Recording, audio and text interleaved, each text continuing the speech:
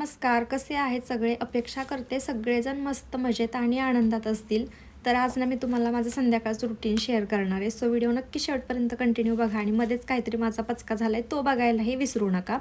तर इथे ना संध्याकाळची सुरुवात नेहमी चहापासूनच होत असते, म्हणून मग मी ब्लॅक टी ठेवला होता आणि सोबतच मारीगोल्डचं बिस्किट. खूप दिवसानंतरनं ही बिस्किट्स घरात आणली आहेत ना, तर आम्हाला खूप जास्त आवडतात. म्हणजे अहो तर कधीच कुठलंच बिस्किट खात नाहीत, पण ते आवडीनं खात आहेत आता. म्हणजे सॅटर्डे संडे हो फक्त, बाकी दिवशी नाही. पण बाकी दिवशी धनुष आणि मी मात्र रोज न चुकता खातोय संध्याकाळच्या वेळेमध्ये. त्यानंतरनं मग छोटी मोठी घरातली कामं करायला घेतली. कालच ना पीठ दळून आणलं होतं, पण डब्यांमध्ये काही भरून ठेवलं नव्हतं, कारण पीठ गरम असतं त्यामुळे लगेच काही डब्यामध्ये भरायचं नसतं म्हणून. ह्यावेळेस माझ्याकडून दळण जरा जास्त झालं आणि पिशवी मात्र छोटीच दिली होती, पण त्या ताईंनी ना 2-3 पिशव्यांमध्ये असं पीठ भरून दिलं होतं. मग मी त्यांच्याकडून एक मोठं पोतं घेतलं आणि त्या पोत्यामध्ये त्या सगळ्या पिशव्या टाकून आणल्या होत्या. आणि ह्यावेळेस दळण जरा जास्त झाले त्यामुळे डब्यामध्ये पण बसणारच नाही, कारण हा डबा फक्त 4 किलो दळणाचा आहे. 4 किलोच मी दरवेळेस दळून आणते, पण ह्यावेळेस माझ्याकडून चुकून 7 किलोचं दळण झालं होतं. आणि चाळण नवीन आणली आहे ना, त्यामुळे गव्हाचं दळण करायला छान वाटते, बाकी काही नाही. तर ज्यावेळेस मला ते चाळण नव्हती, गहू निवडायला यायचे नाहीत ना व्यवस्थित, त्यावेळेस मग मी थोडंसं दळून आणायचे. पण ठीक आहे, आता चाळण चांगली असल्यामुळे दळण माझ्याकडून ह्यावेळेस जरा जास्तच करणं झालं होतं. त्यानंतरनं मग झाडू वगैरे मारायला घेतला, कारण घरामध्ये पीठच झालं होतं. म्हणजे जिथं मी बसून पीठ ओतलं होतं ना, तिथं सगळं पांढरं झालं होतं आणि मला माहीत होतं ते होणार आहे, म्हणून मग मी झाडू मारायचं मागं ठेवलं होतं. पसारा वगैरे सगळं आवरून झाला होता. त्यानंतरनं मला आवरायचं होतं थोडंसं, आणि व्हिडिओ वगैरे शूट करण्यासाठी लावलेला असताना ना ट्रायपॉड अचानक खाली पडला. म्हणजे जी रिंग लाईट असते ना ती खाली पडली आणि त्याच्यासोबत मोबाईलसुद्धा पडला. मी एवढी घाबरले होते ना की मला 100% रागवतील, पण काय नाही, मोबाईल ओके होता, त्यामुळे तेही काय बोलले नाहीत. आणि ते यायच्या आधी सगळा पराक्रम हा आवरून ठेवला होता. इथे धनुष मला मदत करू लागत होता सेटिंग करायला व्यवस्थित. म्हणजे ट्रायपॉडची जे रिंग लाईट आहे ना ती खाली पडली होती. तसं तर मला रिंग लाईटची अजिबात गरज लागत नाही, कारण घरामध्ये उजेडच उजेड आहे. पण आमच्या आहेत ना, त्यांना सांगितलं तर काहीच समजत नाही. म्हणजे त्यांनी जबरदस्तीने मला रिंग लाईटसुद्धा घेऊन दिली. आणि बघा ना, इथेच माझा खूप जास्त मोठा पचका झाला. ट्रायपॉड तर खाली पडलाच, पण त्यानंतरनं मी काहीच नाही शूट केलं. आणि मला खरं तर लाँग व्हिडिओ शूट करायचा होता. म्हणजे माझं जे इव्हिनिंग रुटीन आहे ना, ते तुमच्यासोबत शेअर करायचं होतं. पण ठीक आहे, त्या काही थोड्याच दिवसांमध्ये, म्हणजे 2-3 दिवसामध्येच मी तुम्हाला माझं इव्हिनिंगचं रुटीनसुद्धा नक्कीच शेअर करेल. कारण बऱ्याच मैत्रिणींना मॉर्निंग रुटीन आणि इव्हिनिंग रुटीन बघायला फार आवडतं. प्लस किचनचे काही व्हिडिओ असतात ना क्लिनिंगचे, ते बघायला पण खूप जास्त आवडतं. म्हणून मी आज करणार होते, पण ठीक आहे, लवकरच तुमच्यासोबत तोही व्हिडिओ मी शेअर करेन. दुसऱ्या दिवशी सकाळी उठून ना मग मी मस्त धनुचं आवरायला घेतलं, आणि त्याला आज कलरफुल ड्रेस घालून जायचं होतं, म्हणून मी त्याला छानसा हा ड्रेस घातलेला. जीन्स वेअर करायची होती, पण ना त्याच्या पायाला लागले. म्हणजे जो दाखवला मी तुम्हाला गुडघा फुटला आहे त्याचा चांगलाच, तर मग त्याने पॅन्टनं काय बसता येणार नाही जीन्सनं, म्हणून मग मी साधीवाली पॅन्ट घातली. आणि इथे बघा सकाळी सकाळी आमच्या कशा नखरे चाललेत. तर आज मी इतकी उशिरानं उठले ना, ते तुम्हाला माझ्या डोळ्यांवरून समजत पण नसेल. त्यामुळे ना अहोंना टिफिनसाठी फक्त मी चपात्या करून दिल्या होत्या, आणि ते तर ते चपात्या पण नको म्हणत होते, उशीर होईल म्हणून. पण मी ना अगदी कमी वेळेमध्ये चपात्या बनवून घेतल्या आणि त्यांना चपात्या दिल्या, आणि ते म्हटले की मग मी भाजी काहीतरी घेईन. म्हटलं ठीक आहे. धनुसाठी पण चपाती बनवून घेतली होती. आता त्याचं आवरायला आले होते इकडे, त्याला छानसं आवरलं. आणि त्याला ना मी अजूनसुद्धा हिमालयाचेच प्रोडक्ट वापरते, जसं की सोप आणि जी पावडर असते ना ती पण, कारण त्याने स्किन पण खूप छान राहते आणि मुलांच्या अंगाचा स्मेलसुद्धा खूप छान येतो. आणि तोच स्मेल इतका भारावून टाकतो ना की काय सांगायलाच नको.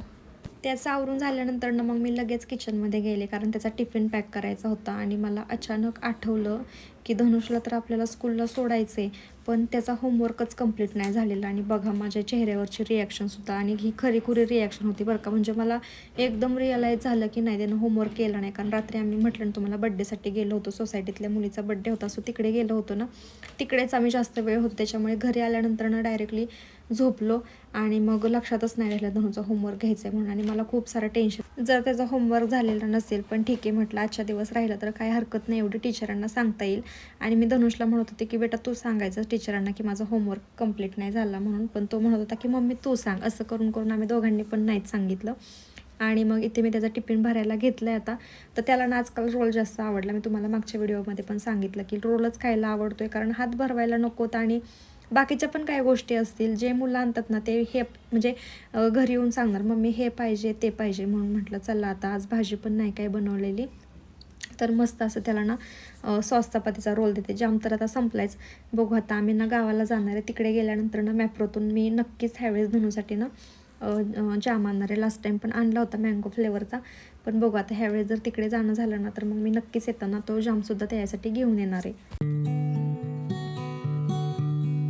धनुषला स्कूलमधून सोडून आल्यानंतर ना मी आज खूप वेळ आराम केला. म्हणजे असंच मोबाईल बघत बसले होते, असं झोपूसुद्धा वाटत होतं, पण झोप पण काय लागत नव्हती. पण म्हटलं ठीक आहे, उठा आता, कधीतरी करायचंच आहे. जेव्हा दुपारी त्याला घेऊन आल्यानंतर हे कामं करायला मला खूप जड जातात, म्हणून मग मी म्हटलं की चल उठते आता, नावरून घेते. सगळ्यात पहिल्यांदा सुरुवात आज किचनपासून केली आहे, कारण चपात्या लाटायच्या राहिल्या होत्या आणि 4 चपात्यांची कणिक माझ्याकडून एक्स्ट्रा झाली होती. मला तर काय दुपारचं जेवण नसलं किंवा 1 चपाती असेल ना तरी पण बस होतं. आणि मग म्हटलं की चला आता सगळ्या चपात्या लाटून घेऊयात. परत संध्याकाळपर्यंत जर ही कणिक ठेवली ना तर कणकेवरती ना असे खपले उडतात, निघतात म्हणजे. म्हणून म्हटलं आहे वेळ आणि सगळं सामान वरतीच होतं, तर मग पटापटा लाटून घेतले. म्हटलं संध्याकाळसाठी पण ह्यातल्याच काही चपात्या होतील म्हणून. मागच्या वेळी जे माझ्याकडं गव्हाचं पीठ होतं ना ते अजिबात चांगलं नव्हतं. मग त्या चपात्या लाटायचा मला प्रचंड कंटाळा यायचा. पण जेव्हा चपात्या अशा टम्म फुगतात, कणिक एकदम मऊ लुसलुशीत असते ना, त्यावेळेस चपात्या लाटायलाही खूप मस्त वाटतं. आणि आजची कणिकही तशीच झाली होती आणि मस्त चपात्या वगैरे सगळ्या करून घेतल्या. त्यानंतर ना लागले बाकी आवरायला. मी तुम्हाला मागच्या व्हिडिओमध्ये सुद्धा म्हणलं ना, एकतर मी बेडरूमकडून सुरुवात करते, म्हणजे गॅलरीपासून सुरुवात करते आणि परत शेवट किचनमध्ये येते. तसं आज मी काय केलं आहे माहिती आहे का, सुरुवात मी किचनमधून केली आणि शेवटी बेडरूमकडे गेले, म्हणजे जी आपली गॅलरी ना तिकडे गेले होते. तर किचनमधलं आवरून आल्यानंतर ना मग मी इकडे लगेच कपडे जे वरती होते ना, म्हणजे सगळीकडेच कपडे असतात. संध्याकाळी ना किती जरी आवरून झोपायचा प्रयत्न केला ना तरी पण दोघांचे कपडे तिकडे, परत काही जणांचे इकडे, असं ना असतंच घरामध्ये. आणि बघा ना, घरामध्ये 3 माणसं आहेत. माणसांना असं वाटतं किती व्यवस्थित राहत असेल, पसारा होत नसेल, पण असं काही नसतं बरं का. एवढा पसारा होतो ना घरामध्ये, म्हणजे आवरता नाकीनऊ होतं. कपाट तर ना अक्षरशः मी 4 दिवस झाले असतील आवरून, की लगेच 5व्या दिवशी खराब झाले. डोक्यावरती हात मारून घ्यायची अशी अवस्था होते कधी कधी, कारण तेच काम तरी किती वेळा करायचं ना. आधी असं होतं, म्हणजे कपाट वगैरे जास्त विस्कटायचं नाही, पण आता माझं पण रोजच्या रोज बाहेर जाणं होतं धनुषला सोडायला, त्यामुळे माझे चांगले ड्रेस असतात धुतले, परत घडी घालून जर वेळच्या वेळेला नाही ठेवले तर कपाट मात्र अस्ताव्यस्त होतं. आणि अहोंची सुद्धा तीच गत आहे, म्हणजे ते ऑफिसवरून आले ना डायरेक्टली शर्ट कपाटामध्ये टाकून देतात, धुवायचा शर्ट पण, त्यामुळे तर मग सगळंच अस्ताव्यस्त होऊन जातं. पण ठीक आहे, आवरणार आहे आणि कपाटही आजच आवरणार आहे.